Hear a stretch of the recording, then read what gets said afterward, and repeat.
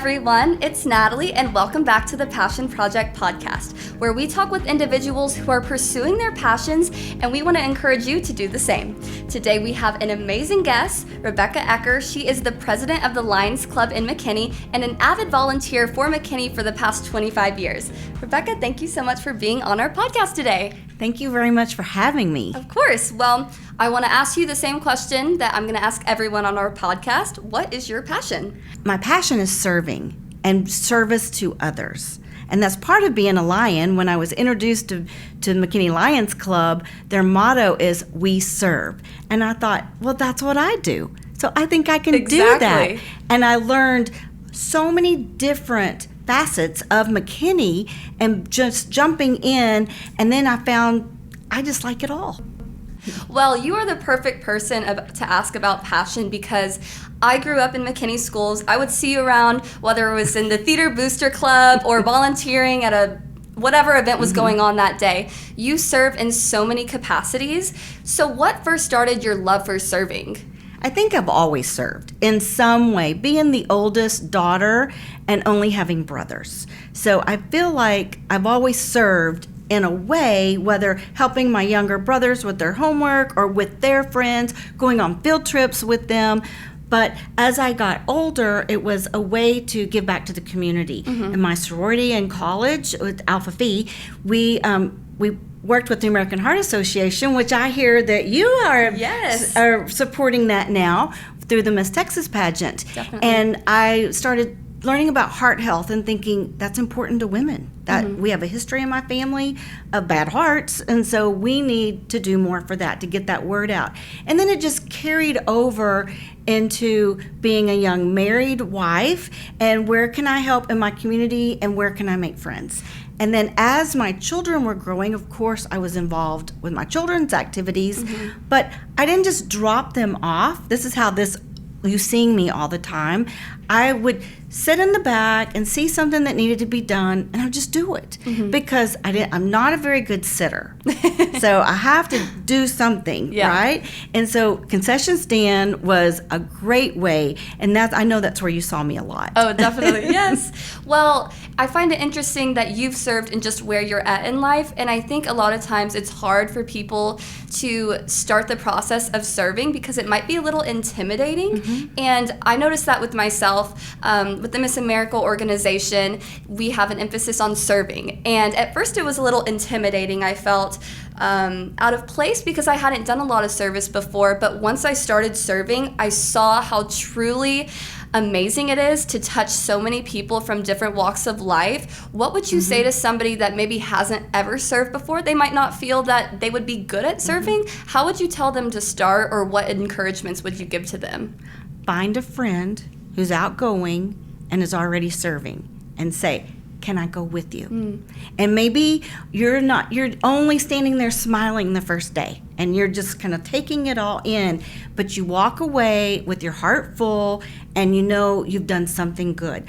For families, as I've taught parenting classes around McKinney in my years of teaching with McKinney ISD, I would encourage families that were a little afraid of the school.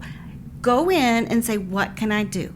Can I open milk cartons? That's a start. And so you're there with your children, you're there with their friends, no one's looking and judging you, and you can open a milk carton and walk away after an hour, and I did good today. Yeah. And so as I've progressed through the years and joining the Lions Club, I've looked around for other empty nesters because I was like, when my youngest was in high school, what am I going to do when I don't have school anymore to wrap my time up in? And so this gave me an opportunity to learn about the community. And I have brought in some other empty nesters, and they've come in to join Lions Club, and they have found projects that they're passionate about, and now they're fully immersed in those organizations. That's amazing. Well, so what's something that you've found by serving, or that you've seen in others by serving, that has been so meaningful? Can you maybe tell us a story of a moment that was one of your favorite moments of serving, or something that was really important to you? I've never felt called to go on a mission trip. I always wondered what's wrong with me. I've never felt called to leave the community to serve. until Dana Leach said, I'm taking a group to Honduras, to the coffee farm, because she has Coffee and Crumbs. And so I started loving coffee and helping her on the coffee truck. And I went to Honduras with a group of special education teachers and physical therapists. And I thought, what am I going to do? Why am I here? Yeah. You know how you have that imposter syndrome sometime? Yeah. Like, what is my purpose? Right. Well, my purpose was to connect the mothers, to connect the families. Even though I didn't speak the language, at the beginning of the week, the families would come in and they had profoundly special needs children. And they were in different corners of the room. And by the end of the week, we had the mothers talking to each other. Our purpose wasn't to fix anything. Our purpose was to build community. And that when we left, they still had that community. And I still don't feel called to go on a mission trip except for what's in my community. Yeah. But I will never forget my time, and I am anxious to go back. Well, that's such a special moment, because I find that a lot of times when I'm serving, you want to make a really big impact, and you want to do something that others will notice and something that you can talk about. But some of the most special moments to me have been the little moments where I see that maybe I wasn't here to raise $1 million, but I was here to make a really special moment with this one student and to touch their lives, and who knows where that moment will take them, or how meaningful it was to them. And it sounds like that's something that you found in your serving, is those little moments are really important. And at the end of the day, you know, that makes me feel fulfilled. That makes me feel that I've served my purpose within serving, is those little moments. When I've worked with teen moms for 24 years in McKinney, and when you have young women in crisis and their families are in crisis and education is the last thing on their mind, it's been a blessing to be able to walk them through that crisis and see that education is the key to success. It's the key for that next stepping stone. And when they walk across that stage, again, their families are bursting with pride, but so am I.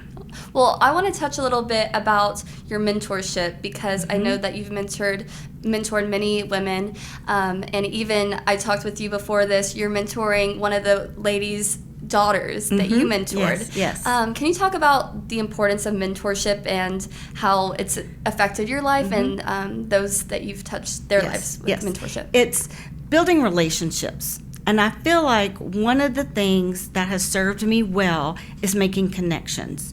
And when I see maybe you have a problem or just a dilemma, or you're searching for something, and then I know somebody, maybe I'm not even close friends with them, but I know that they have the answer. And I can make that connection. And that's part of mentoring, is you are making connections, and sometimes with women that have never had a connection with anyone that's a positive role model, or someone outside of their family that they can trust and learn from.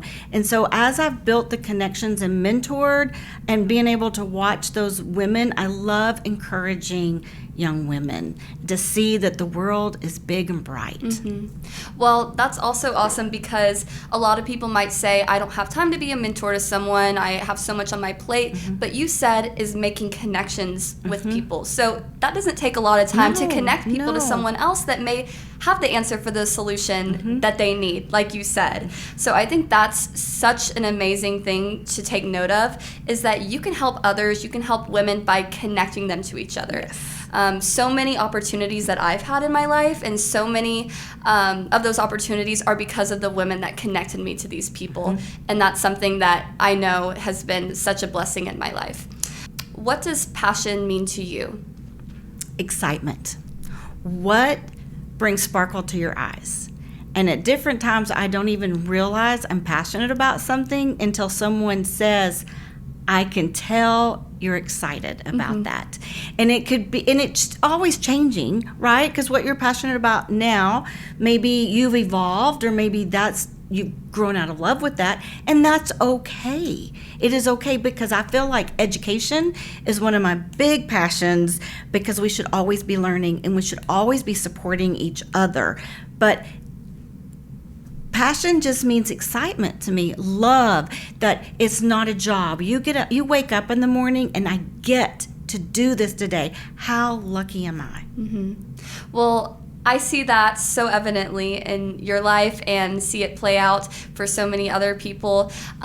Passion is the thing that makes you excited, and when I see someone that's passionate, it makes me excited to be in their presence, and it gets a fire going underneath me where I say, I want to find that passion, I want to do something. And you're so inspiring because every time that you're serving, I can see that you have a heart for others. Thank you. And that is just such an amazing quality, and I think that people will find that when they start serving. They might not like the first thing that they've done, but they might find something that they really like about it and lean more into that. And that's what's so awesome about serving, is you can see where your passion is. I think sometimes you discover your gifts when you're serving, and it's okay for you. I don't want to do that again. That is okay, because there's something else tomorrow that you can pitch in and help.